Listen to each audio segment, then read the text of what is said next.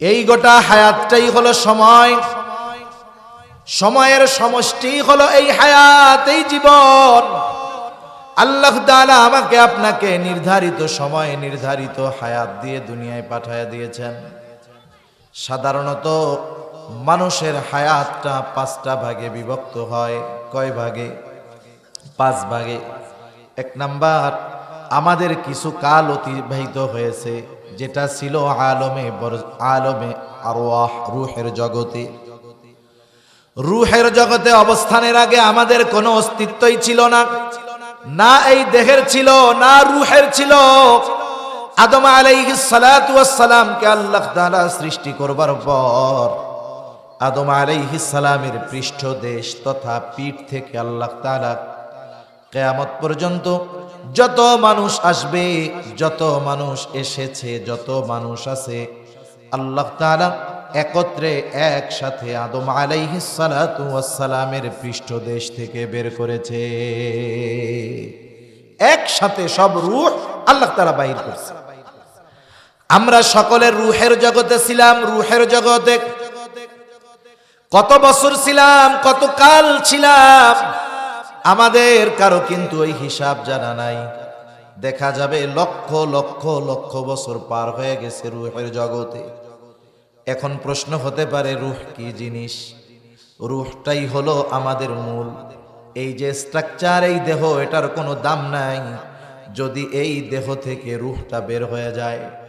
এই জন্য দেহ থেকে যখন রূহ বিচ্ছিন্ন হয়ে যায়, মানুষ তখন মারা যায়, তখন ওই মানুষটাকে আমরা বলি লাশ। তখন তার নাম বলি না, উল্লেখ করি অমুকের লাশ অথবা শুধু লাশ। অর্থ হলো লা শাইউন ফি, যার মধ্যে কিছুই নাই। আসলে কি নাই? হাতও আছে, চোখও আছে, কানও আছে, পাও আছে, সব আছে। কি নাই? যেইটা নাই সেটাই হলো রূহ, আর সেটাই হলো একটা মানুষের মূল জিনিস। রূহ কি জিনিস? কিছু বিষয় আছে যে মানুষ ওই বিষয়টা অনুধাবন করার, চিন্তা করার, বুঝবার যোগ্যতা, জ্ঞান আল্লাহ তাআলা মানুষকে দেয় নাই। আল্লাহর প্রতি যদি অগাধ বিশ্বাস থাকে, আল্লাহ তাআলার কথাটাকেই বান্দা বিশ্বাস করে নাই, বুঝুক আর না বুঝুক। যখন রাসূলুল্লাহ সাল্লাল্লাহু আলাইহি ওয়াসাল্লাম এদের দাওয়াত দিচ্ছেন, নবীজি তো আর এদের মাঝে অপরিচিত ছিলেন না। 40 বছরের উপরে নবীজি কার সাথে বসবাস করছে, তার মানুষ ওনারে ভালো মতো চিনে। তার মানুষই উনাকে আল আমিন উপাধি দিয়েছে, মক্কার মানুষই উনাকে আস-সাদিক উপাধি দিয়েছে। রাসূলুল্লাহ সাল্লাল্লাহু আলাইহি ওয়াসাল্লাম যখন দ্বীনের দাওয়াত দেওয়া শুরু করেছে, তারা নেতৃত্ব হারা হয়ে যাবে এই ভয়ে নবীজিকে মানে না। আল্লাহ প্রদত্ত নিয়ামতের হিসাব দুনিয়ার কারো কাছে নাই, কেউ করতে পারবে না। আল্লাহ তাআলা বলেন, ওয়া ইন তাউদ্দু নি'মাতাল্লাহি লা তুহসুহা, তোমরা যদি আল্লাহর নিয়ামত সমূহ গণনা করো, হিসাব করতে পারবা না। অগণিত নিয়ামত, কিন্তু বিষয়টা এমন নয় নিয়ামতগুলো কম দামি, বরং আল্লাহ তাআলা দামি দামি নিয়ামত বিনা চাওয়ায়, বিনা দরখাস্তে আল্লাহ তাআলা আমাদেরকে দিয়েছেন। এ দুনিয়াতে আল্লাহ প্রদত্ত যত নিয়ামত আছে, নিয়ামতগুলোর মধ্যে অন্যতম দামি এক নিয়ামত হলো হায়াত, সময়, টাইম। এই যে আমরা বেঁচে আছি, আমাদের হায়াত এখনো আছে, টাইম আছে, সময় আছে, বিধায় আমরা বেঁচে আছি। সময় যদি না থাকতো তাহলে আমরা দুনিয়াতেও থাকতে পারতাম না। হায়াত থাকতে হায়াতের কদর করা চাই, সময় থাকতে সময়ের মূল্যায়ন করা চাই। তা না হলে এক সময় এই মূল্যবান নেয়ামত আমাদের থাকবে না। যদি কদর না করি, ওই সময় এই নেয়ামতের মূল্য বুঝবো, কিন্তু করার কিছু থাকবে না। সেজন্য হায়াত নামক নেয়ামত যেহেতু আছে, এই নেয়ামত থাকতে আমাদের এই নেয়ামতের কদর করা দরকার। ঠিক কিনা বলেন? প্রতিটা দিন যায় মূলত আমাদের নির্ধারিত হায়াত থেকে মাইনাস হতে থাকে। অনেক মানুষ আছে তার জন্মদিন পালন করে, আছে না? জন্মদিন পালন করে, এটাতে শরীয়তের কোনো ভিত্তি নাই। সে জন্মদিন বলেন তো খুশি হয়ে পালন করে নাকি জন্মদিন কান্নাকাটি করে? কি করে বলেন তো? সে যে জন্মদিন পালন করতেছে হায়াত বাড়তেছে নাকি মাইনাস হইতেছে? আসলে তো উচিত ছিল পালন করা না করার বিষয়টা থাক, উচিত তো ছিল প্রতিটা মুহূর্ত যাওয়ার পরে আফসোস করা যে আমার হায়াত থেকে, নির্ধারিত হায়াত থেকে একটা সেকেন্ড, একটা মিনিট চলে যাচ্ছে। বলেন তো, আমরা যদি জানতাম, কথার কথা, আমরা যদি কেউ জানতে পারতাম যে এখন থেকে 5 ঘন্টা পরে আমরা আর কেউ বেঁচে থাকতে পারবো না, কয় ঘন্টা পরে? 5 ঘন্টা পরে। বলেন তো এই 5 ঘন্টা কি করতাম আমরা? 5 ঘন্টা যদি নিশ্চিত হইতাম যে 5 ঘন্টা পরে আর বাঁচতে পারবো না, 2টা কাজ করতাম। 1 নাম্বার হলো, দুনিয়াতে যদি মা বাবার সাথে বেয়াদবি টেয়াদবি কইরা থাকে দৌড়ায় গিয়া মাফ টাপ চাই আসতাম। 2 নাম্বার, ওই যে ঘর আল্লাহরটা রেডি আছে, অজু কইরা যে ঢুকতাম আর বাইর হইতাম না। ঠিক কিনা বলেন? 2 রাকাত নামাজ পড়তাম, ওটা আমার জীবনের শ্রেষ্ঠ নামাজ হইতো। সারা জীবন কোরআন পড়ি নাই, কিন্তু কোরআনটারে সুমানিয়া বুকের মধ্যে দিয়ে বসে থাকতাম। চিন্তা করতাম মালাকুল মাউত জানি কোরআন বুকে থাকা অবস্থায় আসে। চিন্তা করতাম মালাকুল মাউত যেন সেজদারত অবস্থায় আসে। চিন্তা করতাম মালাকুল মাউত যেন নামাজরত অবস্থায় আসে। তাহলে হায়াত কতটুকু যদি নিশ্চিত জানতে পারতাম, আমরা আমাদের জীবনের গতিপথ পাল্টায় দিতাম। কিন্তু আমাদের প্রত্যেকেরই নির্ধারিত একটা সময় আছে, হায়াত আছে।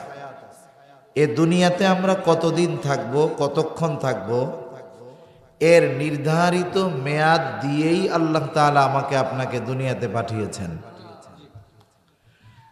আজ রাত আমার জীবনের শেষ রাতও হতে পারে, আগামী দিনের সূর্যোদয় আমার নসিবে নাও থাকতে পারে। ঠিক কিনা বলেন? সেজন্য আমাদের উচিত সময় থাকতে, হায়াত থাকতে এই হায়াতের যথাযথ মূল্যায়ন করা। আফসোসের সাথে বলতে হয় প্রতিনিয়ত হায়াত মাইনাস হয়, আর আমরা আনন্দ উদযাপনের মাধ্যমে ওই চলে যাওয়া নতুন সামনের হায়াতটাকে আমরা অভিবাদন জানাই, শুভেচ্ছা জানাই।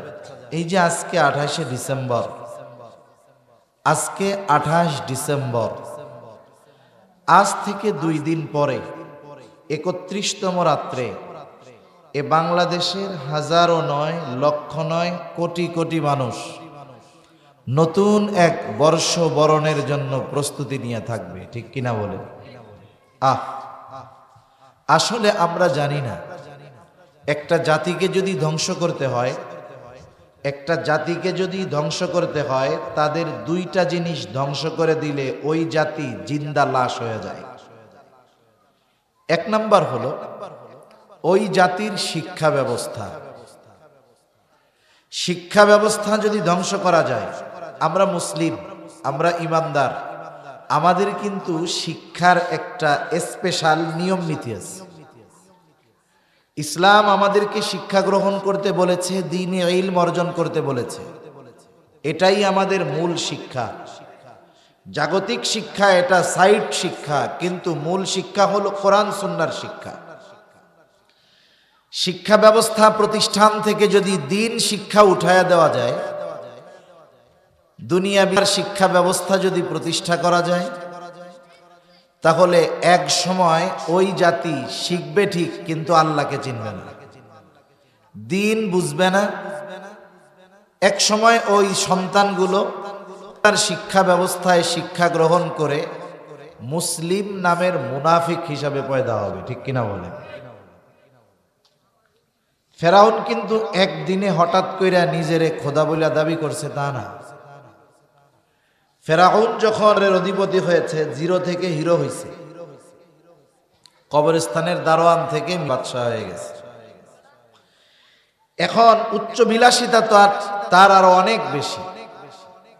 সে চিন্তা করতেছে, আমি ছিলাম তরমুজের ব্যাপারী, কবরস্থানের দারোয়ান, আমি যেহেতু বাদশাহ হইতেই পারছি, আমি মনে হয় খোদাও হইতে পারব। শয়তানেও দিছে পাপ। মনের কথা ফেরাউনের কলিজার বন্ধু হামানের কাছে বলছে যে, হামান বন্ধু, আমার তো বাদশাহ তো হইলাম, আর একটা জিনিস হইতে মন চাইতেছে। কি হইতে মন চায়? কয়, আমার তো খোদা হইতে মন চায়, রব হইতে মন চায়। হামান বলে, সাবধান, এখন যদি তুমি এই কথা মানুষের মধ্যে বলো, তাইলে খোদাইগিরি লাগবে না, তোমার এই মসনদি থাকবে না, তুমি ছিন্ন বিচ্ছিন্ন হয়ে যাবা। ফেরাউন বেশ কিছুদিন চুপ। শয়তানে আবার মনের মধ্যে উস্কায়া দিছে। আবার হামান রে বলতেছে, হামান, আমার তো খোদা হইতে মন চায়।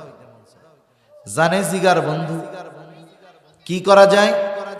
হামান বুদ্ধি টুদ্ধি বাইর করছে যে, শোনো, তুমি খোদা হবা, কিন্তু ঘোষণা হঠাৎ করে দেওয়া যাবে না। কি করতে হবে? অপেক্ষা করতে হবে। কেমনে? ওই সময় দিন শিক্ষার যত প্রতিষ্ঠান আছে সবগুলারে বন্ধ করে দিতে হবে। এরপর এক কথায় দিন শিক্ষার যত মাধ্যম আছে সবগুলোকে বাদ দিয়ে দিতে হবে। এরপরে কঠোর নজরদারিতে রাখতে হবে, কেউ জানি ব্যক্তিগতভাবে মানুষকে ডাইকা নিয়া দিন শেখাইতে না পারে। তাহলে একটা প্রজন্ম দিন শিক্ষা থেকে বঞ্চিত হবে।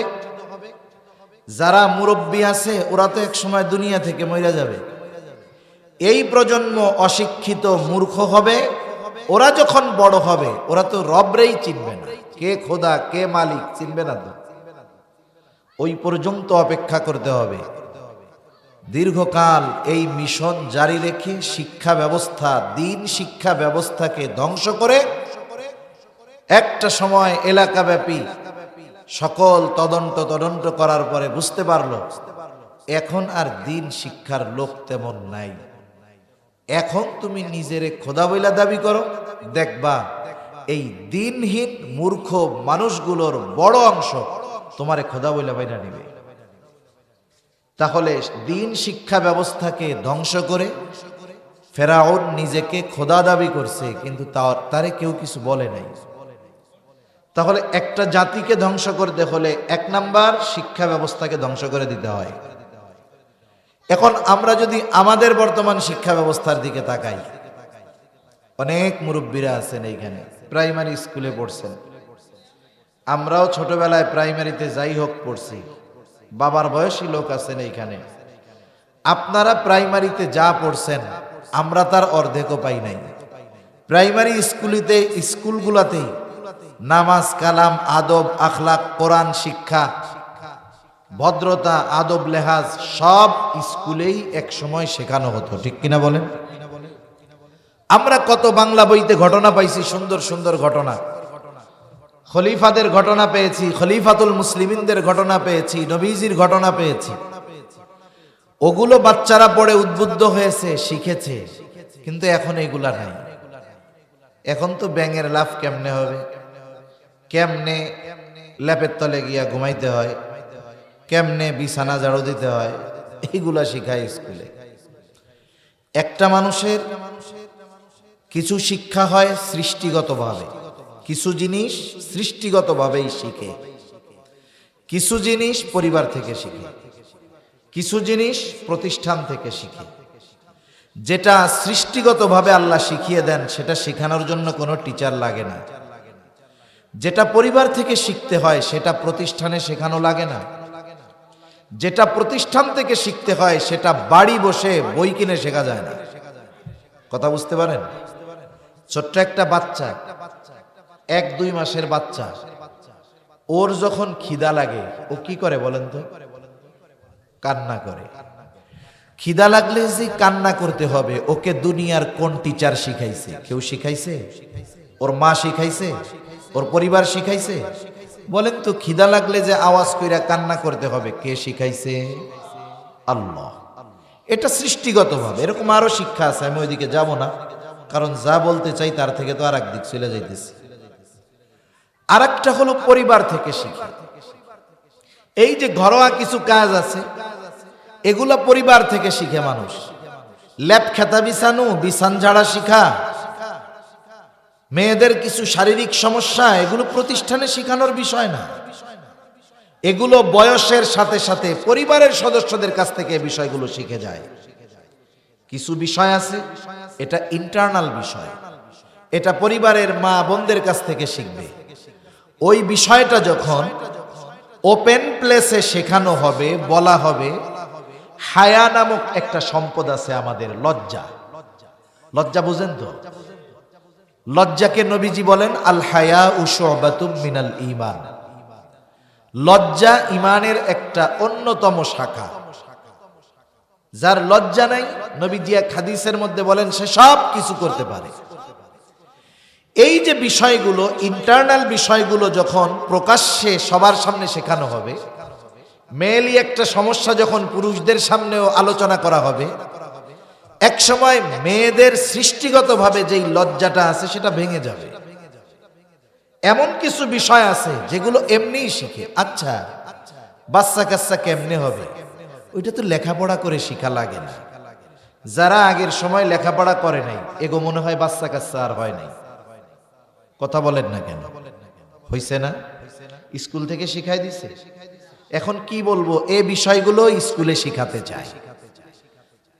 তাহলে মানুষ যেটা শিখবে, লজ্জা যদি চলে যায়, দেখা যাবে এই ধরনের অপরাধ, জেনা, ব্যভিচারের প্রবণতা বলেন তো বাড়বে না কমবে? তাহলে এই শিক্ষা ব্যবস্থা নীতি নৈতিকতা নয়। 10 বছর পরে এই শিক্ষায় যারা শিক্ষিত হবে, ঘরে ঘরে ধর্ষক পয়দা হবে। ধর্ষক, জেনা ব্যভিচার ওপেন হয়ে যাবে। আরেকটা আছে প্রাতিষ্ঠানিক শিক্ষা, যেটা ঘরে বসে শেখা যায় না। একজন যদি মনে করে যে ডাক্তারি পড়ার জন্য কি কি বই দরকার, সে সব বইগুলো বাংলা বাজার থেকে নিয়ে আসছে। বরং ডাক্তার হওয়ার জন্য এমবিবিএস হওয়া পর্যন্ত যা পড়ে তার চাইতে 3 গুণ বই আরো বাড়ি বসে বসে উনি পড়ছে। এখন বলেন তো, আপনাদের বড় বাজারে গিয়ে উনি যদি ফার্মেসি দেয়, আর আপনি যদি জানেন এই ডাক্তার বাড়ি বসে বসে ডাক্তার হইছে, আপনার জ্বর আসলেও ওনার কাছ থেকে নাপা বড়িও কিনতে যাবেন না। যাবেন? আপনি চিন্তা করবেন, ও বাড়ি বসে কি ডাক্তার হইছে, দেখা গেল চাইলাম জ্বরের বড়ি, দিল অন্য বড়ি, খেয়ে মরে গেলাম, ওর কাছে যাওয়াই যাবে না। এজন্য কিছু শিক্ষা আছে যেগুলো প্রতিষ্ঠান থেকে নিতে হয়। যেই শিক্ষা যেই জায়গার, সেই শিক্ষাটা যদি সেই জায়গায় না হয়, উল্টাপাল্টা হয়, তাহলে এ শিক্ষার দ্বারা জাতি উপকৃত হয় না, বরং আরো ধ্বংস হয়। ঠিক কিনা বলুন? তাহলে একটা জাতিকে যদি ধ্বংস করতে হয়, 1 নম্বরে শিক্ষা ব্যবস্থাকে নষ্ট করে দিতে হয়। আমরা মুসলিম, ইমানদার, আমাদের শিক্ষা ব্যবস্থায় প্রায়োরিটি পাবে, অগ্রাধিকার পাবে ইসলাম, দিন শিক্ষা, দিনের বুনিয়াদী শিক্ষা। আফসোস, 92% মুসলমানের দেশের কথা বলি, কিন্তু আমাদের শিক্ষা ব্যবস্থায় আমাদের সন্তানেরা পড়ে দোয়ায় কুনুতটাও শিখতে পারে না। ঠিক কিনা বলেন? তাহলে বলেন, এই শিক্ষায় যারা শিক্ষিত হয়ে আগামীতে বড় হবে, দিন না শিখে, ওরা যখন রাষ্ট্র পরিচালনার দায়িত্বে যাবে, ওরা যখন দেশের নেতৃত্ব দিবে, ওরা কি করবে? অর্ধ উলঙ্গ নগ্নতার দেশ এই 92% মুসলমানের দেশকে বানায় ফেলবে। ঠিক কিনা বলেন? দ্বিতীয়, ওই জাতির সভ্যতা সংস্কৃতিকে পরিবর্তন করে ফেলতে হবে। মনে রাখবেন, আমরা হলাম মুসলিম, বাংলাদেশি, বাঙালি, আর আমাদের কিছু সুশীল সমাজ আছে। সুশীল সমাজ নাম শুনেন না? সুশীল মানে কি? সুশিক্ষিত শয়তান। সুশিক্ষিত শয়তান, এটা আমাদের এভরিভিশন আর কি, এটা আমাদের ব্যাখ্যা, তাদের ব্যাখ্যায় যা থাকে থাক। এই শয়তানগুলো আমাদের শিখায় যে আগে আমরা বাঙালি, এরপরে বাংলাদেশি, এরপরে মুসলিম। কিন্তু মনে রাখতে হবে, ওরা যা বলে বলুক, আগে আমি মুসলিম, এরপরে আমি বাংলাদেশি, এরপরে আমি বাঙালি। আমি যখন মুসলিম হব, আমার সভ্যতা, আমার সংস্কৃতি, আমার তাহজিব, আমার তামাদ্দুন, এগুলো ইসলামের সাথে সম্পৃক্ত থাকতে হবে। আমি বাংলাদেশের সব সংস্কৃতিকে গ্রহণ করব। কখন? যখন বাংলাদেশের সংস্কৃতি আমার ঈমানের সাথে সাংঘর্ষিক না হবে। আমি বাংলাদেশের সংস্কৃতি গ্রহণ করব, কোনো বাধা নাই, কিন্তু কখন? যখন বাংলাদেশের সভ্যতা, সংস্কৃতি ইসলামের সাথে সাংঘর্ষিক না হবে। আমি যেহেতু বাঙালি, বাঙালি সংস্কৃতি গ্রহণ করব। কোনটা? যেটা আমার ইসলামের সাথে সাংঘর্ষিক হবে না। কিন্তু কোন সভ্যতা, সংস্কৃতি যদি আমার ইসলামের সাথে সাংঘর্ষিক হয়, কোন সভ্যতা, সংস্কৃতি কিছু পালন করতে গিয়ে যদি আমার ইসলামের ক্ষতি হয়, ওই রকম সংস্কৃতি, সভ্যতার নিয়ম নীতির তোয়াক্কা করা যাবে না। এখন আসেন, আমরা মুসলমান, আমাদের কিন্তু একটা সভ্যতা, সংস্কৃতি না নাই আছে, সবগুলো ইমানের সাথে সম্পৃক্ত। এর বাইরে যেতে গেলেই ইমানের সাথে সাংঘর্ষিক হবে। আমি সবগুলো বলবো না, আমি এখন শুধু এই যে 31st নাইট, নববর্ষ বরণ, এটা নিয়ে দুই একটা কথা বলবো, যেহেতু সময়ের সাথে এই বিষয়টাও সম্পৃক্ত আছে। এখন আমরা দেখেন, আজকে 28 ডিসেম্বর, রোজ বৃহস্পতিবার। আচ্ছা, কে আছেন বলেন তো এখন বাংলা কোন মাস? চিন্তা করে দেখেন তো, এইরকম পৌষ মাসের ঠান্ডা, পৌষ মাস কইতে 10 সেকেন্ড ভাবা লাগছে। বলেন তো পৌষ মাসের কয় তারিখ? আছেন কে? যাক, এক আল্লাহর বান্দা পাওয়া গেছে। মুরব্বী মনে হয় বলছে না? মুরব্বী পারবে। বলেন তো আজকে আরবি কি মাস? মাস বাদ দেন, বলেন তো কয় তারিখ? এলাকার কেউ জানেন না। অথচ দেখেন আমাদের সব ইবাদত, একটু নিজেরা নিজেদেরকে একটু বিচার কইরেন যে আমরা তো মুসলমান অবস্থায়, আমাদের সব ইবাদত সম্পৃক্ত এই চন্দ্র তারিখের সাথে। আমাদের সব ইবাদত সম্পৃক্ত চন্দ্র তারিখের সাথে। আজকে 15 তারিখ চন্দ্র মাসের, আমরা বলতে পারি না। এটা আমাদের জন্য আফসোসের ব্যাপার।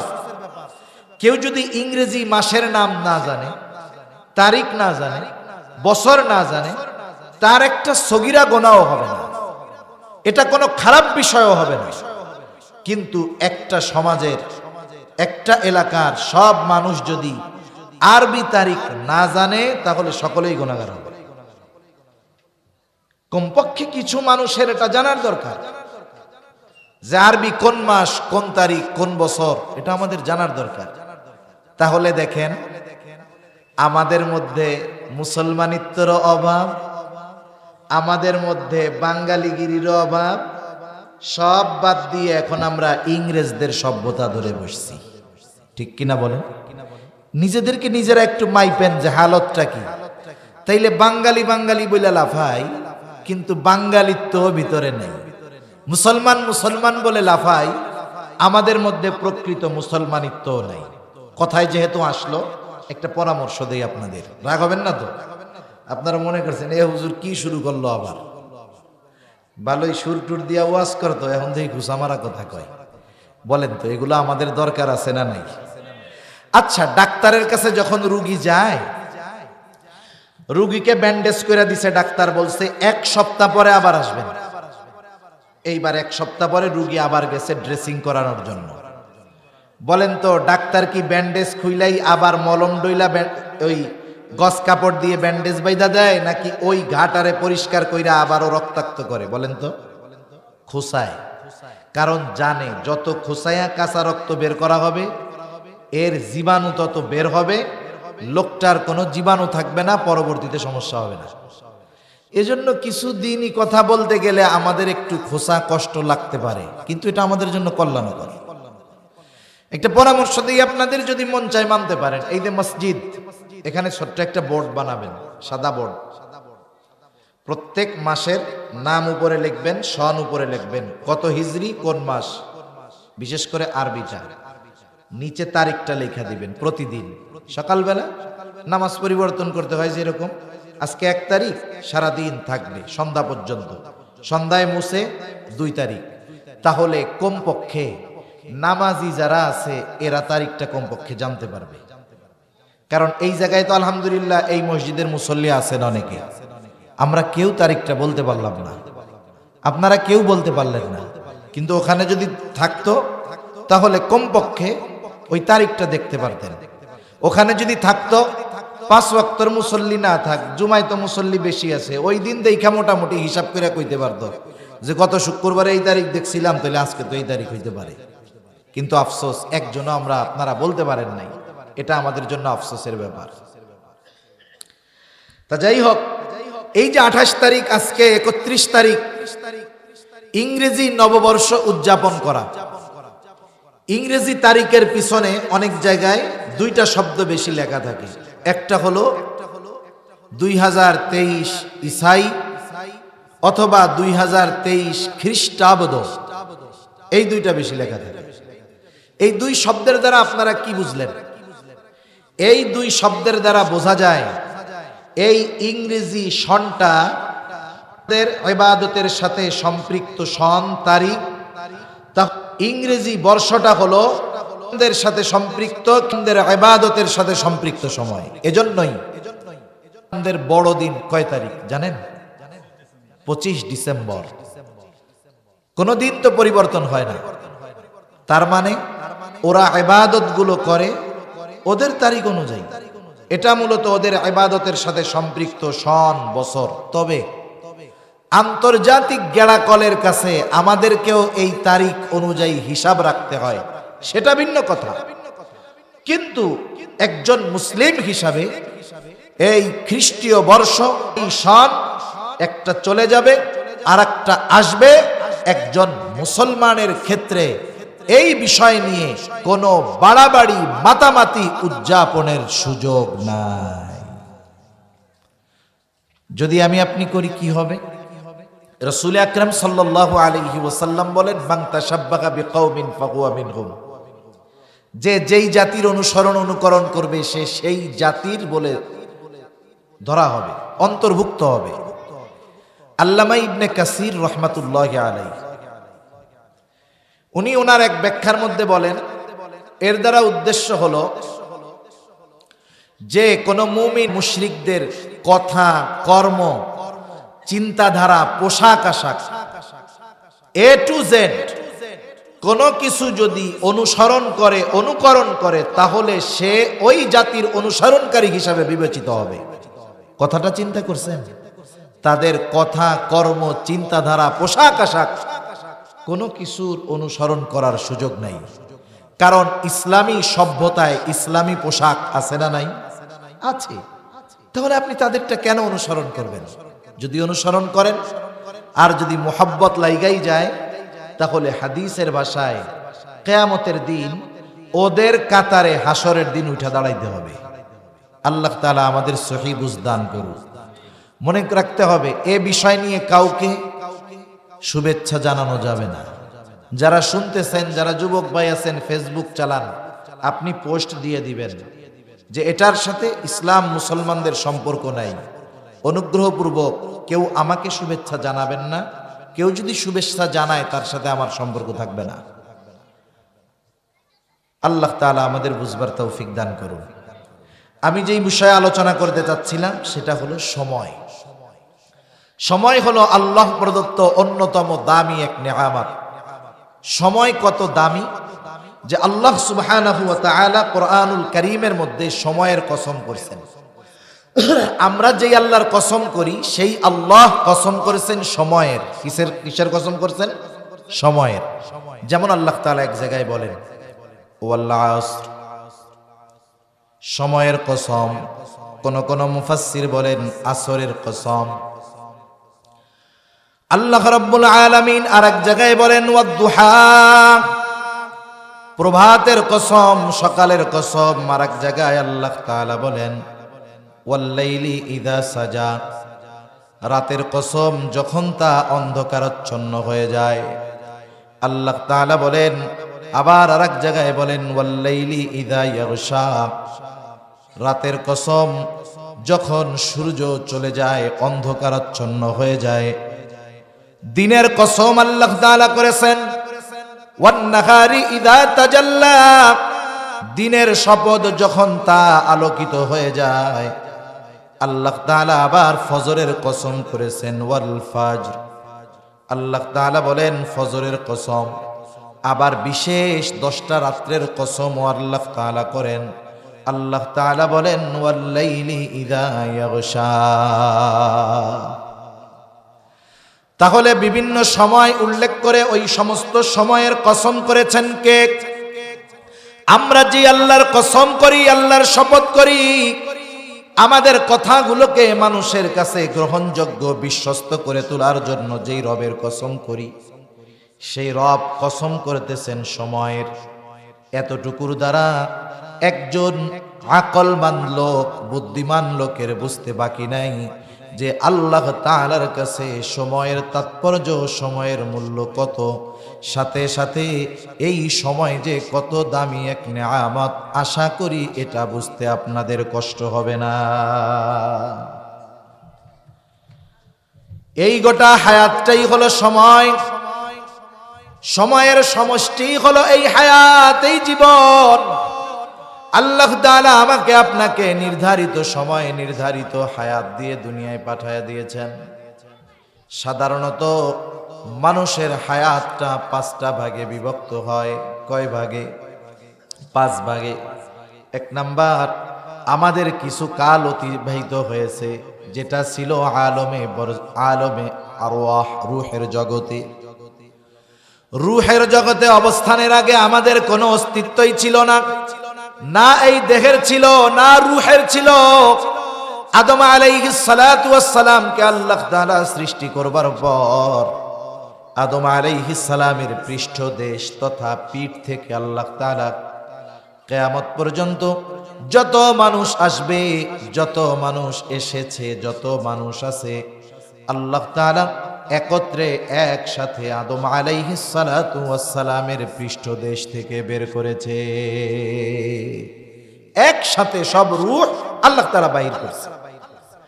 আমরা সকলে রূহের জগতে ছিলাম। রূহের জগতে কত বছর ছিলাম, কত কাল ছিলাম, আমাদের কারো কিন্তু ওই হিসাব জানা নাই। দেখা যাবে লক্ষ লক্ষ লক্ষ বছর পার হয়ে গেছে রূহের জগতে।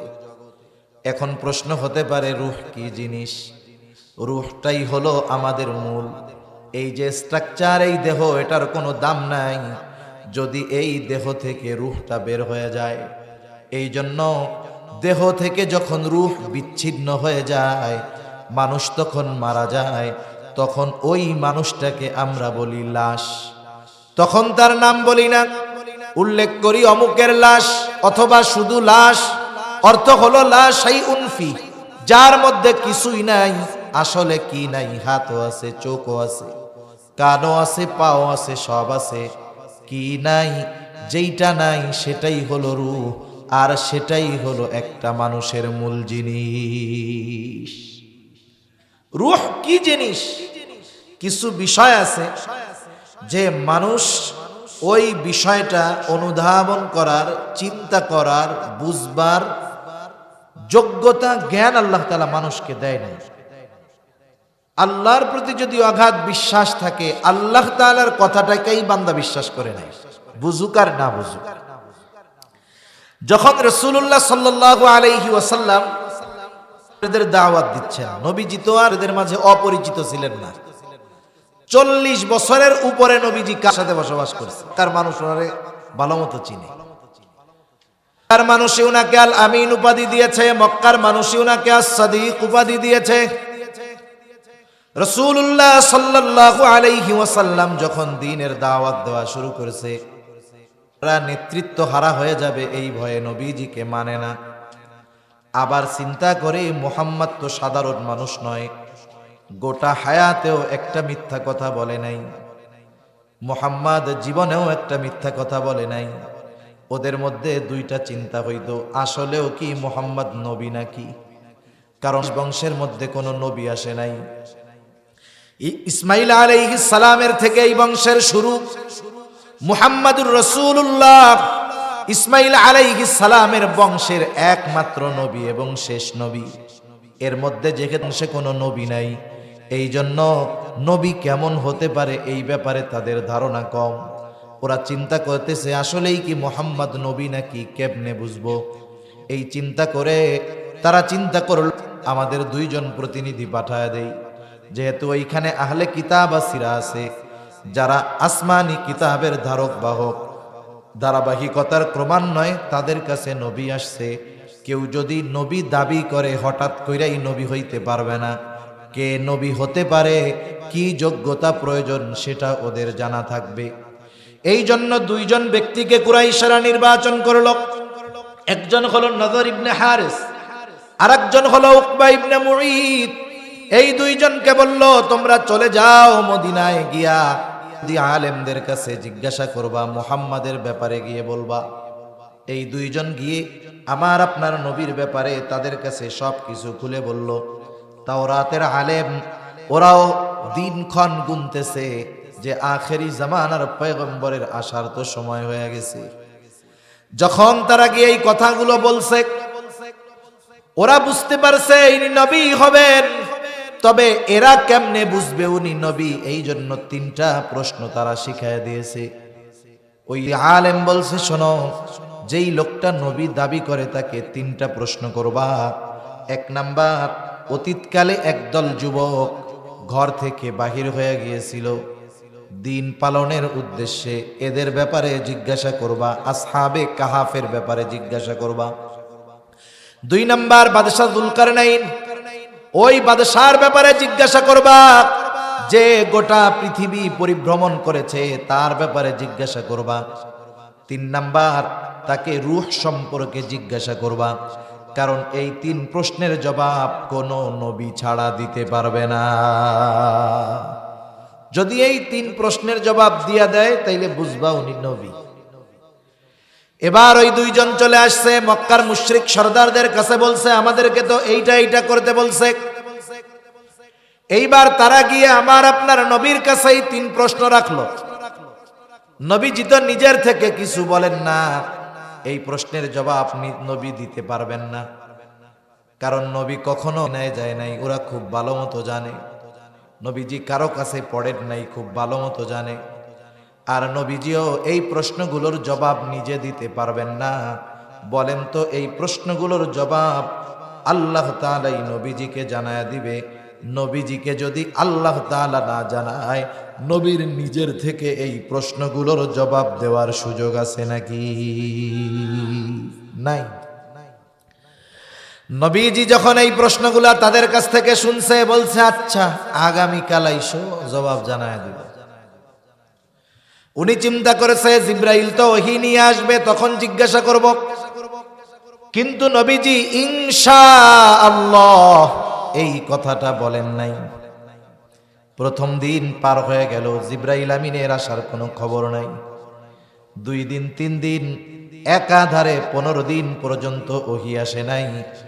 পরের দিন থেকেই লাফানো শুরু করে দিছে, দেখো মুহাম্মদ কেমন নবী, 3 প্রশ্নের জবাব দিতে পারলো না, নবী হইলে তো পারতই। এই 15টা দিন নবীর কত কষ্টে গেছে চিন্তা করেন। নবীজি নিশ্চুপ, কিছু বলতে পারেন না, পেরেশান। 15 দিন পর জিব্রাইল আলাইহিস সালাম জবাব নিয়ে হাজির। সাথে সাথে উম্মতের জন্য গুরুত্বপূর্ণ একটা শিক্ষাও নিয়ে আসলেন। আল্লাহ তাআলা জানায় দিলেন, ওয়ালা তাকুলান্না লিশাইইন ইন্নী ফাইলুন যালিকা গাদা ইল্লা আইয়াশা আল্লাহ। আল্লাহ রাব্বুল আলামিন বলেন, ওয়ালা তাকুলান্না ইন্নী ফাইলুন যালিকা গাদা, আপনি কখনোই এমনটা বলবেন না যে আমি ওই কাজটা আগামী কাল করব। বরং কি করবেন? বলবেন ইল্লা গাদা ইল্লা আইয়াশা আল্লাহ, বলবেন আল্লাহ যদি চায় আমি এইটা আগামী কাল করব। তার মানে ইনশা আল্লাহ শব্দটা ব্যবহার করার কথা স্বয়ং আল্লাহ রব্বুল আলামিন নবীজিকে শিক্ষা দেওয়ার মাধ্যমে মূলত আমাদেরকে শিক্ষা দিয়েছে। তাহলে যখন ভবিষ্যতের কোনো বিষয় বলবো, করার এরাদা করব, তখন কি বলবো? ইনশাআল্লাহ। আর এখনকার ইনশাআল্লাহ আর অরিজিনাল ইনশাআল্লাহর মধ্যে তফাৎ আছে। এখন হলো মানুষ না করার, না যাওয়ার জন্য বলে ইনশাআল্লাহ। এজন্য কেউ যদি কাউরে বলে ভাই এই কাজটা কইরা দিয়েন, উনি যদি বলে ইনশাআল্লাহ, তাইলে ও মনে করে তাইলে আর হইছে। তারপরে কি বলে, ভাই ইনশাআল্লাহ কইেন না, আপনি সত্য সত্যই কইরা দিয়েন। তার মানে দেখেন, আমরা ইনশাআল্লাহ বললে মানুষ এখন আর বিশ্বাস করে না, কারণ ইনশাআল্লাহরে আমরা ঢাল বানায় ফেলছি, না করার ঢাল, না বলার ঢাল। খবরদার, এই 2 নাম্বারই ইনশাআল্লাহ আমরা বলবো না। ইনশাআল্লাহ আল্লাহর উপরে ভরসা রেখে বলবো, নিজের চেষ্টা প্রচেষ্টা অব্যাহত রাখবো। এরপরে যদি ওইটা না হয় তাহলে বুঝবো যে আমি চেষ্টা করেছি, কিন্তু আল্লাহ তাআলা এটা চান নাই। সাথে সাথে ওই 3 প্রশ্নের জবাবও চলে আসলো। 3 প্রশ্নের মধ্যে একটা প্রশ্ন হলো ওয়ায়াসআলুনাকা আনির রূহ, তারা আপনার কাছে জানতে চায়, আপনাকে জিজ্ঞাসা করে রূহ কি জিনিস। আল্লাহ তাআলা বলেন, আপনি জবাব দিয়ে দেন কুলির রূহু মিন আমরি রব্বি, রূহ হলো এটা আমার রবের নির্দেশ। রবের একটা অর্ডার, রবের ফরমান, রবের নির্দেশ হলো রূহ। এটা দেখা যায় না, ধরা যায় না। এখন যেটা দেখা যায় না, ধরা যায় না, এটা আবার কেমনে হয়? আল্লাহ রাব্বুল আলামিন এর পরপরই সেই জন্য জানায় দেন, দুনিয়ার মানুষ তোমার আকল বড় কম, তোমার জ্ঞান বড় কম, তুমি সব জিনিস বুঝতে পারবা না, কিন্তু আল্লাহ বলছে বিশ্বাস কইরা নিবা। এটার নাম হলো ঈমান। ঠিক কিনা বলেন? এই জন্যই আল্লাহ তাআলা সাথে সাথেই বলেন কুলির রূহু মিন আমরি রব্বি ওয়া মা উতিতুম মিনাল ইলমি ইল্লা কলিলা।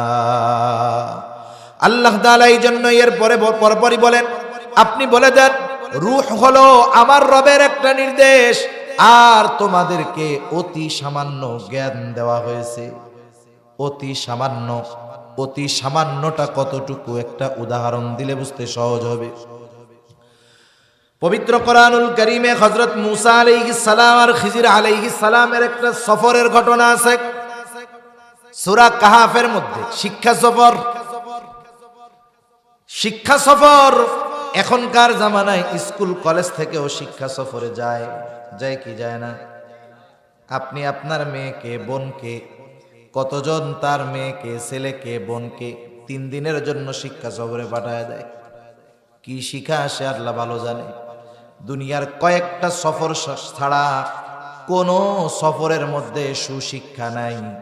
ওই কয়টা সফর বাদে সব সফরগুলো হলো কুশিক্ষায় ভরা। এই সব সফরগুলো সব কুশিক্ষায় ভরা। হিজরতের সফর শিক্ষা সফর, হজের সফর শিক্ষা সফর, উমরার সফর শিক্ষা সফর, মূসা খিজির আলাইহিস সালামের সফর শিক্ষা সফর। ওনাদের 2 জনের সফর শুরু হয়েছে নৌকায় পরিভ্রমণের মাধ্যমে। সাগর পাড়ি দিবে 2 জন, নৌকার মধ্যে 2 জনে উঠছে। জনেরই একটা দৃশ্যর দিকে নজর গেল, চোখ গেল। দৃশ্যটা হলো, ওনারা দেখতেছেন ওই সমুদ্রের মধ্যে একটা পাখি উড়ন্ত অবস্থায় তার ঠোঁট লাগায়া সমুদ্র থেকে পানি পান করতেছে। এই দৃশ্য মূসা আলাইহিস সালামও দেখছে, খিজির আলাইহিস সালামও দেখছে। এইবার খিজির আলাইহিস সালাম মূসা আলাইহিস সালামকে বলতেছে, ও ভাই মূসা, ওই যে দেখছেন দৃশ্যটা? বলে হ্যাঁ। তবে শুনেন, আল্লাহ তাআলার জ্ঞান যদি এই সমুদ্র পরিমাণ হয়, তার জ্ঞানের তুলনায় গোটা সৃষ্টি জগতের জ্ঞান হলো ওই যে পাখির ঠোঁটে যেই পানিটুকু লেগে আছে। আল্লাহ তাআলার জ্ঞান যদি গোটা সমুদ্র পরিমাণ হয়, গোটা সৃষ্টির জ্ঞান হলো পাখির ঠোঁটে লেগে থাকা ওই 1 ফোঁটা পানির চাইতেও অনেক কম। আল্লাহর জ্ঞান যদি, আল্লাহর ইলম যদি গোটা সমুদ্রের পরিমাণ হয়, তাহলে পাখির ঠোঁটে লেগে থাকা এক ফোঁটা পানি আল্লাহর জ্ঞানের তুলনায় ওই এক ফোঁটা পানি গোটা সৃষ্টি জগতের সকল সৃষ্টির জ্ঞানকে যদি এক জায়গা করা হয়, ওই এক ফোঁটা জ্ঞানের চাইতেও, পানির চাইতেও কম হবে। সুবহানাল্লাহ। এজন্য আল্লাহ তাআলা অনেক কিছু অস্পষ্টভাবে বলে আমাদের ঈমানের পরীক্ষা নেন, যে আমরা বিষয়টাকে সহজে মেনে নেই নাকি বুঝি না বিধায় এটাকে মানতে চাই না, এটা আল্লাহ দেখতে চায়। অন্যদিকে চলে যাচ্ছে কথা, ওই রূহের জগতে আমরা ছিলাম কত বছরের কোনো হিসাব নাই। এরপরে আসলাম আলমে বরজখ থেকে আলমে বুতুন, মাতৃগর্ভের মধ্যে আমরা আসলাম। মাতৃগর্ভের মধ্যে এই দেহ আর রূহ, এই দুইটার সংমিশ্রণ করা হলো। আল্লাহ রাব্বুল আলামিন মাতা পিতার মাধ্যমে দুনিয়ায় আমাদেরকে পাঠানোর ব্যবস্থা করলেন। এক ফোঁটা পানি মাতৃগর্ভে দিলেন। সেটা ফোঁটা বললেও ভুল হবে, এত ক্ষুদ্র থেকে ক্ষুদ্রাতীত একটা অংশ মায়ের গর্ভে দিয়ে আল্লাহ রাব্বুল আলামিন 120 দিন প্রসেসের পরে একটা মাংসপিণ্ড হলো। এই দেহটার একটা স্ট্রাকচার হলো। আল্লাহ তাআলা এইবার ফেরেশতাকে পাঠায় দিলেন মাতৃগর্ভের মধ্যে। আল্লাহর নির্দেশে ওই মাংসপিণ্ডের মধ্যে ফেরেশতা রূহ ফুঁকে দিল। মানুষের হার্ট সর্বপ্রথম তৈরি হয়, এরপরে দেহের অন্যান্য অর্গানগুলো হয়। অনেক সময় দেখবেন অনেক বাচ্চা আছে যথা সময়ের পূর্বে দুনিয়ায় ভূমিষ্ঠ হয়ে যায়, দেখা যায় তার কান পরিপূর্ণ হয় নাই, চোখ দুইটা ফোটে নাই, হাত পাটা পরিপূর্ণ হয় নাই। বলেন তো এরকম হয় কি হয় না? কারণ তার দেহটা পূর্ণাঙ্গতা লাভ করতে পারে নাই। আগে আসে হার্ট, আল্লাহ তাআলা রূহ দিয়ে দেয় ফেরেশতা আল্লাহর নির্দেশে। এইবার মায়ের গর্ভে ওই সময় ওই রূহ আমার আপনার দেহের সাথে কতদিন থাকবে এটা মাতৃগর্ভে নির্ধারিত হয়ে যায়। মাতৃগর্ভের মধ্যে তারিখ লিমিট হয়ে যায় যে এই দেহের সাথে রূহ কতদিন অবস্থান করবে। এরপরে আলমে বুতুন থেকে আমরা আসি আলমে দুনিয়ায়। অথচ অনেকে দেখা যায় আলমে বুতুনের মধ্যেই তার সফর শেষ, মাতৃগর্ভ থেকে দুনিয়ায় আসার আগেই সে মারা যায়। অনেকে আলমে দুনিয়ায় আসে, অল্প কিছু সময় থেকে মারা যায়। কেউ 1 মাস, কেউ 1 বছর, কেউ 2 বছর, 10 বছর, 15, 20, 40, 50, 60, 70, 80, 100 বছর বাঁচা লোকের সংখ্যা নাই বললেই চলে। ঠিক কিনা বলেন? 100 বছর বাঁচা লোকের সংখ্যা নাই বললেই চলে। পরিস্থিতি এমন, দুনিয়ায় এই আলমে দুনিয়ায় আমরা কতদিন থাকব আল্লাহ তাআলা এর সময়টা নির্ধারণ করে রাখছে। সময় নির্ধারিত আছে, তবে আমাদের জানা নাই। যদি আমরা জানতাম তাইলে ওই যে বললাম একেবারে সময় যখন শেষ সময়ে 20 মিনিট আগে তওবা কইরা বাকি জীবন ধুমসে আকাম কুকাম করতাম। এই জন্য আল্লাহ তাআলা হায়াত নির্ধারিত, তবে আমাদের অজানা রাইখা দিছে। আমাদের জানা নাই যে কতটুকু সময় আমার জন্য আছে। যখন সময়টা ফুরায় যাবে আল্লাহ তাআলা বলেন ফাইযা জাআ আজালুহুম লা ইস্তাখিরুনা সাআতাও ওয়া লা ইস্তাকদিমুন। আল্লাহ তাআলা জানায় দেন যথা সময়ে মালাকুল মউত হাজির হয়ে যাবে, 1 মুহূর্ত আগেও আসবে না, 1 মুহূর্ত বিলম্ব করবে না। এইবার আমার আপনার দেহ থেকে রূহটা আবার বিচ্ছিন্ন হয়ে যাবে। আমি আপনি অনন্তকালের পথের সফরের পথিক হয়ে যাব। মানুষ যখন মারা যায়, দেহ থেকে রূহটা বিচ্ছিন্ন হয়ে যায়, এই দেহর তখন আর দাম থাকে না। এটাকে কেউ আর মহব্বত করে না। কত মহব্বত, এই কপালে কেউ তখন আর চুমা দিতে আসে না। এইখানে যদি মইরা যাই আমি আপনি, আল্লাহর কসম, ওই ঘর আপনি যত টাকা দিয়েই বানান না কেন, যত দামি ল্যাপ তশক ঘরের মধ্যে থাকুক না কেন, আপনি বয়ান শুনতেছেন, আপনার পরিবারের সন্তান, স্ত্রী, কন্যা হয়তো আপনার জন্য বিছানা রেডি করে রাখছে। আব্বা আসলে ঘুমাবে, স্বামী আসলে ঘুমাবে, ছোট বোন হয়তো ভাইয়ের জন্য বিছানা রেডি করে রাখছে, ভাইয়া আসলে ঘুমাবে। বলেন তো আল্লাহ না করুন এই জায়গায় যদি আমার আপনার রূহটা বের হয়ে যায়, ওই মাও বলবে না সন্তানের জন্য বিছানা বানায় রাখছি, আজকে রাতটা ওর দেহটা এই বিছানায় লেপের তলে বলবে? বলবে যে বাড়ি একটু আইনা দেখাইও, আগে এই জায়গা থেকে গোসল টোসল দিয়া টিয়া কাফন টাফন পরাইয়া যাওয়ার সময় আমরা একটু দেখবো না। এটাই দুনিয়া, কোনো দাম নাই এই স্ট্রাকচারের। রূপটা বের হয়ে গেল, মেয়াদ শেষ। সব অঞ্চলেই মাইকের মধ্যে ঘোষণা দেয় অমুক এলাকার অমুক, আজ বিকাল 5 ঘটিকার সময়, আজ সন্ধ্যা 7 ঘটিকার সময় ইন্তেকাল করিয়াছে। আগামী দিন সকাল বেলায় অমুক মাঠে সকাল 9টায় মরহুমের নামাজে জানাজা অনুষ্ঠিত হবে। অতএব সকল ধর্মপ্রাণ মুসলমানদেরকে উক্ত মরহুমের জানাজায় শরীক হওয়ার জন্য অনুরোধ করা গেল। এই ঘোষণা আপনাদের এলাকায় দেয় কি দেয় না? এই ঘোষণা দেওয়ার সময় একটা আরবি শব্দ ব্যবহার করে, শব্দটা হলো ইন্তেকাল। ইন্তেকাল শব্দের অর্থ হলো স্থানান্তরিত হওয়া। তার মানে সে এক জায়গায় ছিল, এখান থেকে আর এক জায়গায় গিয়েছে। দেহ পচনশীল কিন্তু রূহ পচে না, দেহ ধ্বংস হয়ে যায় কিন্তু রূহ ধ্বংস হয় না। কারণ রূহটা হলো আল্লাহ তাআলার নির্দেশ, এটাকে কেউ মারতে পারবে না। মূলত মালাকুল মউত এই দেহ থেকে রূহটাকে বিচ্ছিন্ন করে ফেলে। মালাকুল মউত রূহ থেকে দেহটাকে আলাদা করে ফেলে।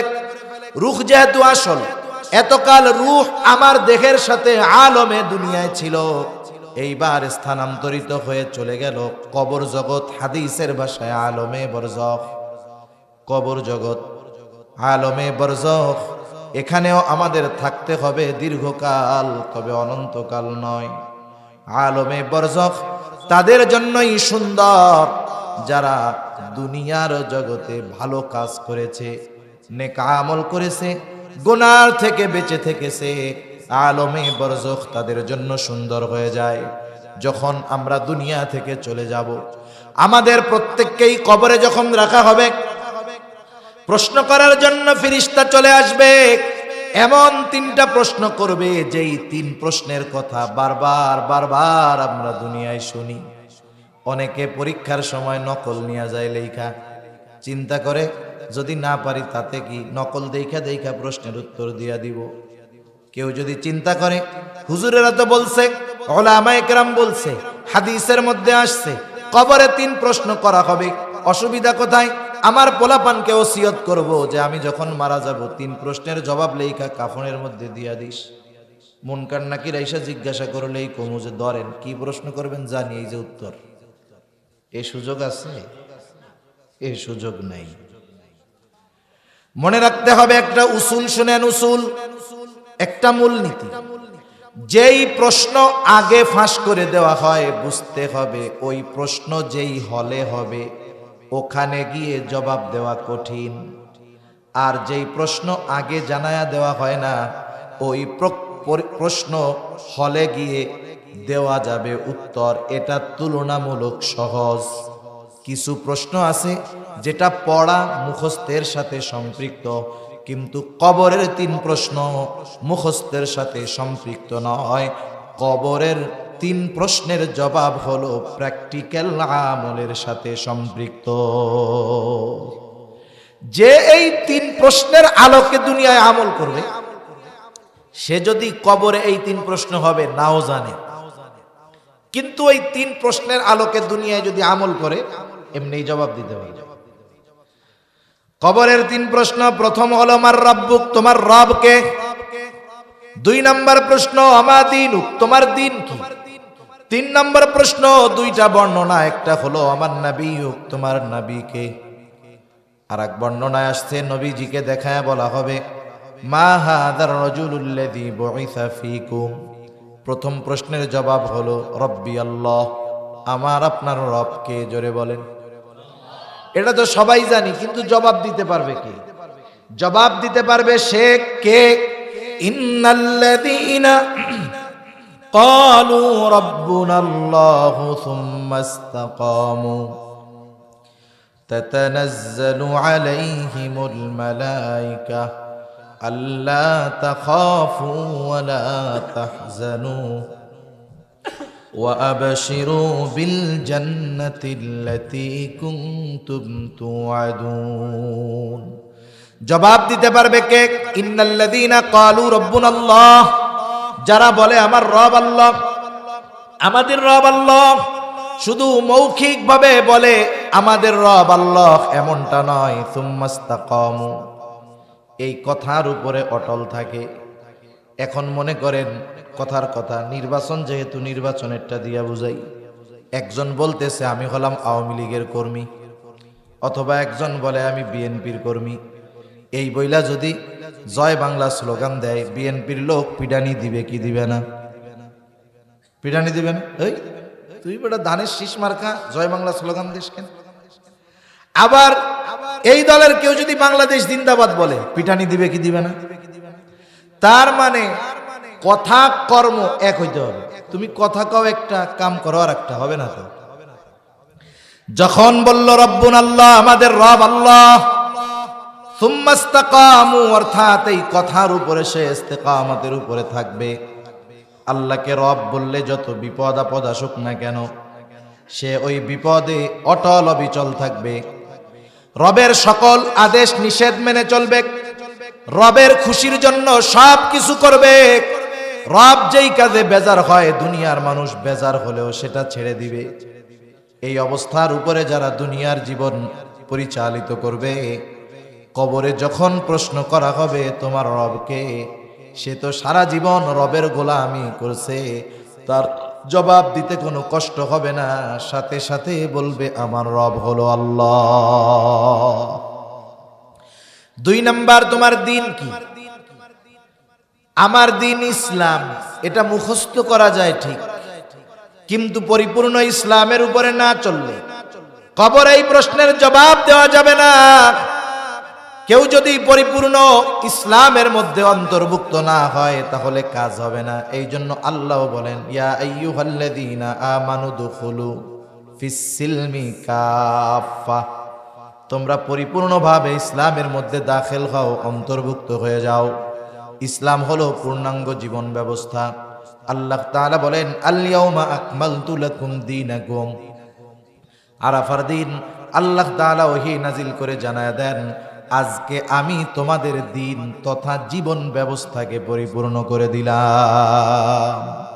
ওয়ারাদিতু লাকুমুল ইসলামা দীনা, এবং ইসলামকে তোমাদের জন্য দিন হিসাবে মনোনীত করলাম।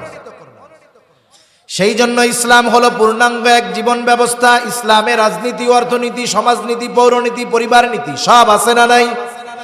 কেমনে পরিবার চালাবো ইসলামে আছে, কেমনে প্রতিবেশীর সাথে আচরণ করব ইসলামে আছে, কেমনে ব্যবসা করব ইসলামে আছে, কেমনে মানুষের সাথে লেনদেন করব ইসলামে আছে, কেমনে রাজনীতি করবেন ইসলামে আছে, কেমনে রাষ্ট্র চালাবেন ইসলামে আছে, কেমনে সমাজ চালাবেন ইসলামে আছে, কেমনে নিজের জীবন চালাবো ইসলামে আছে, কি খাওয়া যাবে কি খাওয়া যাবে না ইসলামে আছে, কার সাথে কেমন আচরণ করতে হবে বলেন তো ইসলামে আছে না নাই? এমন একটা জিনিস দেখান যেটা কোরআন সুন্নাহর মধ্যে নাই। সারা দুনিয়া গুগল দিয়ে টুকাইয়াও পাওয়া যায় না। ইসলাম পূর্ণাঙ্গ জীবন ব্যবস্থা।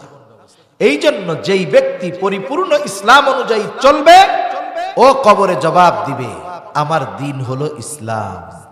সারা জীবন ইসলামের বিরোধিতা করে, হ্যাঁ, ইসলামকে নিজের আত্মা বানাইয়া, হ্যাঁ, কবরে গিয়ে জবাব দিবা আমার দিন ইসলাম। তোমার এই কথা শুনে শয়তানে হাইসা বেড়ায়, ঠিক কিনা বলেন?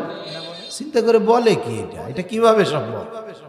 ইসলামের মধ্যে নাই, সারা জীবন ইসলামের বিরোধিতা করছে, কবরে গিয়া জবাব দিবে যে আমার দিন হলো ইসলাম। এ কি দুনিয়া? পাওয়ার আছে, ক্ষমতা আছে, ভয় দেখাইলা যা করলা করে ফেললা, এটা তো আর তা না। 3 নাম্বার প্রশ্ন, আমার নবী, তোমার নবীকে, অথবা নবীকে দেখায় বলা হবে মা হাদার রাজুলুল্লাযী বুইসা ফীকুম, এই ব্যক্তিকে যাকে তোমাদের কাছে প্রেরণ করা হয়েছিল।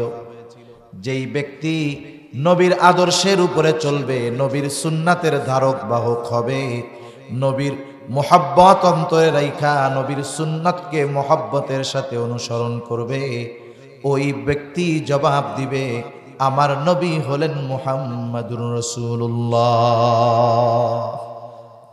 এই 3 আমল ছাড়া কবরের ওই 3 প্রশ্নের জবাব দেওয়া অসম্ভব। আল্লাহ তাআলা এই 3 প্রশ্নের জবাব দেওয়ার মতো আমল আমাদের করবার তৌফিক দান করেন, জোরে বলি আমিন। আলমে বারজাখে এই 3 প্রশ্নের জবাব যারা দিতে পারবে, কারা পারবে? এই 3 প্রশ্নের জবাবের আলোকে যারা দুনিয়ায় আমল করছে তারা। আল্লাহ তাআলার পক্ষ থেকে ঘোষণা আসবে, সাদাকা আবদি, সাদাকা আবদি, ফাফরিশুহু মিনাল জান্নাহ ওয়ালবিসুহু মিনাল জান্নাহ ওয়াফতাহু লাহু বাবান ইলাল জান্নাহ। আল্লাহর পক্ষ থেকে ঘোষণা আসবে, আমার এই বান্দা সত্য বলেছে, সত্য বলেছে, জান্নাত থেকে জান্নাতি পোশাক এনে একে পরায় দাও, জান্নাতের বিছানায় না কবরের মধ্যে বিছায়া দাও, জান্নাতের সাথে তার কবরের সাথে একটা দরজা খুলে দাও। এইবার ওই ব্যক্তিকে বলা হবে তুমি ঘুমাও যেমন করে নতুন দুলা ঘুমায়। সে তার কবর হবে জান্নাতের একটা বাগান। ও মনে করবে এটাই মনে হয় জান্নাত। ফেরেশতারা তাকে বলবে না না, এটা জান্নাত নয়। ও তো মনে করবে এর চাইতে নেয়ামত আর কিছু হইতে পারে না। ফেরেশতারা তাকে বলবে শোনো, আল্লাহ তাআলা এর চাইতে কল্পনাতীত নেয়ামত তোমার জন্য রেখে দিয়েছে, যেটা কিয়ামতের পরে তোমাকে দেওয়া হবে। ও এবার আল্লাহর কাছে বলবে, আল্লাহ তাড়াতাড়ি কিয়ামত কায়েম করেন, আমি আমার আসল বাড়ি যাব। আর যে জবাব দিতে পারবে না তার ব্যাপারে আল্লাহর পক্ষ থেকে ঘোষণা আসবে, কাযাবা আবদি, কাযাবা আবদি, ফাফরিশুহু মিনান নার ওয়ালবিসুহু মিনান নার ওয়াফতাহু লাহু বাবান ইলান নার। আমার এই বান্দা মিথ্যা বলেছে, মিথ্যা বলেছে, তাকে জাহান্নাম থেকে আগুনের পোশাক এনে পরায় দাও, তার কবরের মধ্যে আগুনের বিছানা বিছায়া দাও, জাহান্নামের সাথে তার কবরের সাথে একটা দরজা খুলে দাও। কঠিন থেকে কঠিনতর আযাব তাকে দেওয়া হবে। কবরে সে এই পরিমাণ আযাবে থাকবে, কষ্টে থাকবে, ও মনে করবে এটাই মনে হয় জাহান্নাম। ওকে জানানো হবে না না, এটা জাহান্নাম নয়, বরং এর চাইতে কল্পনাতীত যন্ত্রণাদায়ক শাস্তি আল্লাহ তোমার জন্য রাখছে, যেটা কিয়ামতের পরে দেওয়া হবে। ওই শাস্তির কথা শুনে সে চলমান শাস্তির কথাই ভুলে যাওয়ার উপক্রম হবে। সে আল্লাহর কাছে বারবার ফরিয়াদ করবে আর বলবে, আল্লাহ কিয়ামত যেন কখনো কায়েম না হয়। তাহলে আমাদের হায়াতের 5টা অংশের প্রথম অংশ রূহের জগৎ, দ্বিতীয় অংশ মাতৃ গর্ভ, মায়ের পেট, তৃতীয় অংশ দুনিয়া। এই দুনিয়া হলো রূহ আর দেহর সমন্বয়ের জায়গা। এরপরে আলমে বরজখ, কবর জগৎ বা লোকচক্ষুর অন্তরালের জগৎ। আলমে বরজখে আমাদের সকলকে থাকতে হবে দীর্ঘকাল, তবে অনন্তকাল নয়। মুফাসসিরিনে কেরাম বলেন, কমপক্ষে সর্বশেষ ব্যক্তি যে দুনিয়া থেকে সর্বশেষ ইন্তেকাল করবে তাকেও কমপক্ষে 40,000 বছর থাকতে হবে। কত হাজার বছর? তাহলে আলমে বরজখে আমাদের থাকতে হবে দীর্ঘকাল। প্রথমবার সিংগায় ফুৎকারের মাধ্যমে এ দুনিয়া থেকে মানব জাতির অধ্যায় শেষ হবে। আল্লাহ তাআলা বলেন, ওয়ানুফিখা ফিস-সূরি ফাসাহিকা মান ফিস-সামাওয়াতি ওয়া মান ফিল আরদ ইল্লা মান শাআল্লাহ সুম্মা নুফিখা ফীহি উখরা فإذا هم قيام ينظرون। আল্লাহ রাব্বুল আলামিন বলেন, প্রথমবার সিংগায় ফুৎকার দেওয়ার পর আসমান জমিনের মাঝে যত প্রাণী আছে, যত প্রাণ আছে, আল্লাহ তাআলা যা চান, যেগুলো চান সেগুলো ছাড়া সকল প্রাণী ওই আওয়াজে অজ্ঞান হয়ে যাবে। মুফাসসিরিনে কেরাম বলেন, প্রথমে অজ্ঞান হবে, এরপরে তাদের মৃত্যু ঘটবে। সর্বশেষ ব্যক্তিটাও দুনিয়া থেকে মারা যাবে।